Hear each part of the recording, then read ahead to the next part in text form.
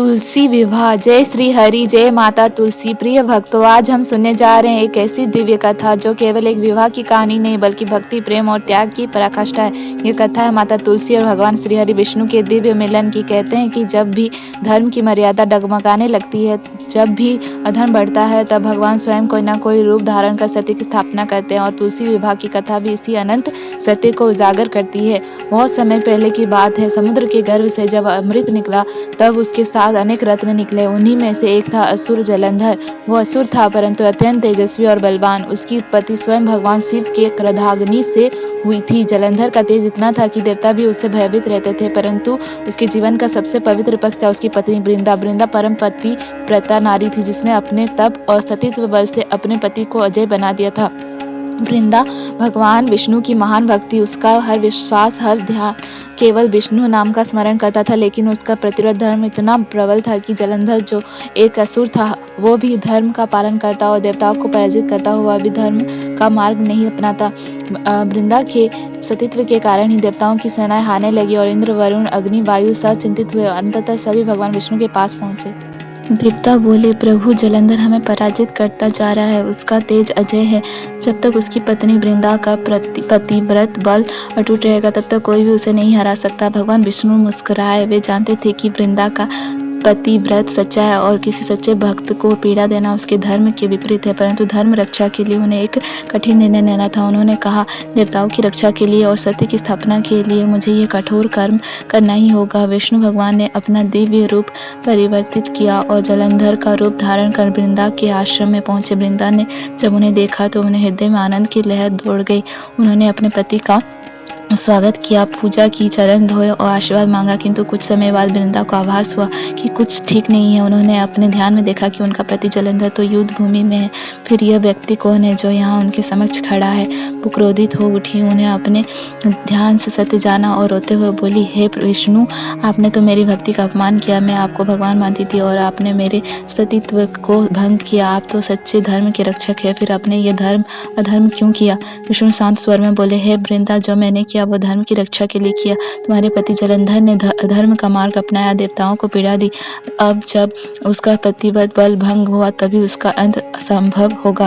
वृंदा की आंखों में आंसू थे। उन्होंने विष्णु को शाप दिया, हे विष्णु, आपने मेरे सतीत्व का अपमान किया है, इसलिए आप भी अपने प्रिय पत्नी से वियोग भोगेंगे और मनुष्य रूप में जाकर नारी के कारण दुख वो सहेंगे। भगवान विष्णु ने नम्रता से उस शाप का स्वीकार किया, क्योंकि वे जानते थे कि यह भविष्य में श्री राम अवतार का कारण बनेगा, जहाँ उन्हें सीता से वियोग सहना होगा। वृंदा ने अपने प्राण त्याग दिए और भूमि पर गिर पड़ी। उनके शरीर से एक दिव्य पौधा उत्पन्न हुआ जो था तुलसी का पौधा। आकाश से एक दिव्य वाणी आई, हे वृंदा, अब से तो तुलसी के रूप में सदा पूजित होगी। तेरे बिना कोई भी पूजा पूर्ण नहीं होगी।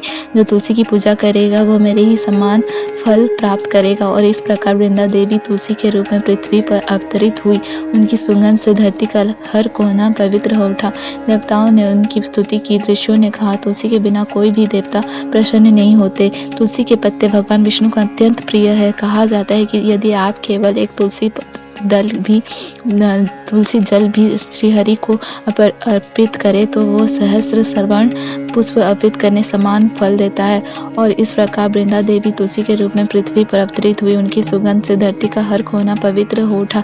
देवताओं ने उनकी स्तुति की। ऋषियों ने कहा, तुलसी के बिना कोई भी देवता प्रसन्न नहीं होते। तुलसी के पत्ते भगवान विष्णु को अत्यंत प्रिय है। कहा जाता है कि यदि आप केवल एक तुलसी जल भी श्रीहरि को अर्पित करे तो वो सहस्र श्रवण पुष्प अर्पित करने के समान फल देता है। तुलसी माता के जन्म से लेकर आज तक वो घर जहाँ तुलसी का पौधा लगा होता है वहाँ लक्ष्मी स्वयं निवास करती है। तुलसी केवल एक पौधा नहीं बल्कि भक्ति और पवित्रता की प्रतीक है। समय बीतता गया। एक दिन भगवान विष्णु को याद आया कि उन्होंने वृंदा से वचन दिया था कि एक दिन वे उनसे विवाह करेंगे। यह अवसर तब आया जब देव उठनी एकादशी का दिन निकट आया। यह वही पवित्र दिन था जब 4 महीने तक क्षीर सागर में शयन करने के बाद भगवान विष्णु योग निद्रा से जागते हैं। देवता, मनुष्य और ऋषि सब उनके स्वागत में उत्सव मनाते हैं।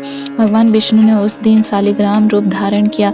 तुलसी ने अपने हृदय में भगवान की उपासना की और यह दिव्य संवाद हुआ। तुलसी तुलसी बोली, हे प्रभु, आपने मुझे जन्मों से भक्ति का वरदान दिया है, लेकिन मेरे जीवन का उद्देश्य तो आपसे मिलन है। क्या आज वो दिन आ गया है? विष्णु मुस्कुराए, हे तुलसी, तू मेरे हृदय की अधिष्ठात्री देवी है। तू वृंदा थी, तू मेरी भक्त थी, तू मेरी शक्ति है। आज मैं तुझसे विवाह करूंगा और इस विवाह से धर्म की स्थापना होगी। तुलसी ने अपने पवित्र रूप से भगवान विष्णु को वर के रूप में स्वीकार किया। आकाश में देवताओं ने पुष्प वर्षा की, गंधर्वों ने गीत गाया, अप्सरा नृत्य करने लगी और ब्रह्मा, शिव, इंद्र सब इस दिव्य विवाह में उपस्थित हुए। उस दिन धरती पर ऐसा प्रकाश फैला जैसे स्वयं स्वर्ग उतर आया हो।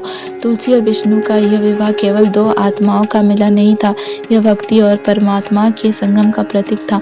उस दिन से आज तक प्रत्येक वर्ष कार्तिक शुक्ल एकादशी के दिन तुलसी विवाह का पर्व मनाया जाता है। इस दिन स्त्रियां और पुरुष तुलसी माता की पूजा करते हैं, शालिग्राम को वर बनाते हैं, तुलसी को वधू बनाकर उनका शुभ विवाह रचाते हैं।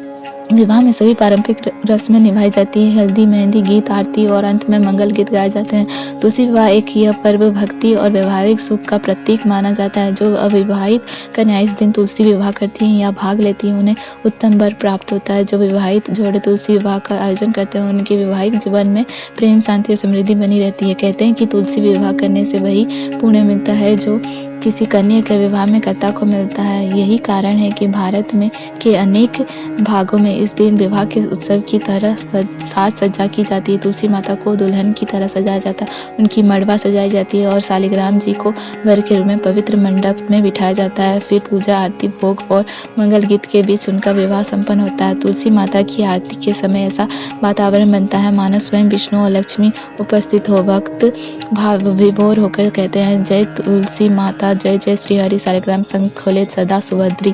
तुलसी विवाह का संदेश यह है कि संसार में भक्ति का मार्ग सबसे श्रेष्ठ है। चाहे परिस्थितियां कैसी भी हो, जो व्यक्ति श्रद्धा और सच्चाई से भगवान की उपासना करता है, वो अवश्य उनके सानिध्य को प्राप्त करता है। वृंदा का जीवन इस बात का उदाहरण है कि सच्ची निष्ठा कभी व्यर्थ नहीं जाती। भगवान विष्णु ने भी अपने वचन का पालन किया और तुलसी को अपना अंश बनाकर सदा के लिए पूज्य बना दिया। आज भी यदि आप भगवान विष्णु की पूजा करते हैं और तुलसी दल अर्पित करते हैं तो वो पूजा पूर्ण मानी जाती है। और तुलसी का पौधा घर में लगाना केवल परंपरा नहीं, यह एक आध्यात्मिक सुरक्षा कवच है।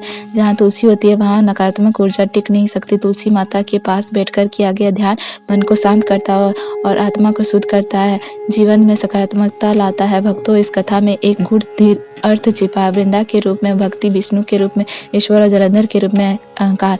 जब तक अहंकार जीवित है तब तक सच्ची भक्ति को अपने ईश्वर से मिलन नहीं होता है, लेकिन जब अहंकार का नाश होता है तभी आत्मा परमात्मा से मिलती है और यही मिलन तुलसी विवाह कहलाता है। आत्मा और परमात्मा का संगम। तुलसी विवाह हमें यह भी सिखाता है कि जीवन में कठिनाइयाँ चाहे कितनी भी आए, हमें अपनी निष्ठा, अपने धर्म और अपने प्रेम में अडिग रहना चाहिए। वृंदा ने कठिन से कठिन परिस्थितियों में भी अपने धर्म का पालन किया और अंततः देवी तुलसी के रूप में अमर हो गई। तो भक्तों, जब भी आप तुलसी माता के सामने दीपक जलाए तो मन में यह भाव रखें कि हे तुलसी माता, मेरे जैसे अपने आप प्रेम और भक्ति से भगवान को अपने वचन का पालन करने पर विवश किया, वैसे ही मेरी भक्ति भी सच्ची और स्थायी हो। हर वर्ष जब देव उठनी एकादशी आती है तो यह केवल भगवान के जागने का दिन नहीं होता, यह हमारे भीतर की चेतना को जगाने का भी दिन होता है। जब हम तुलसी विवाह करते हैं तो ये प्रतीक होता है कि हमारी आत्मा जब अब सांसारिक निद्रा से जाकर ईश्वर से जुड़ने को तत्पर है। अंत में भक्तजनों, यह कथा हमें यही सिखाती है कि प्रेम, विश्वास और भक्ति यही सच्चे जीवन के स्तंभ है। तुलसी और विष्णु का यह दिव्य संगम केवल पौराणिक नहीं बल्कि आत्मिक है। तो आइए इस कथा को अपने हृदय में स्थान दे, तुलसी माता की आरती करें और भगवान विष्णु से प्रार्थना करें कि हमारे जीवन में भी ऐसी ही शुद्धता और प्रेम बना रहे। यदि आपको यह पावन कथा पसंद आई हो तो इस वीडियो को लाइक करें, अपने परिवार और मित्रों के साथ शेयर करें और हमारे चैनल को सब्सक्राइब करें ताकि जब भी हम कोई नई भक्ति कथा या धार्मिक प्रसंग लेकर आए तो आपको सबसे पहले उसकी सूचना मिले। घंटी का निशान दबाना मत भूलिएगा ताकि अगली कथा श्री राम विवाह, शिव पार्वती विवाह या सत्यनारायण व्रत कथा आप सबसे पहले सुन सके। जय श्री हरि, जय तुलसी माता, जय वृंदा देवी की जय। हरि बोल।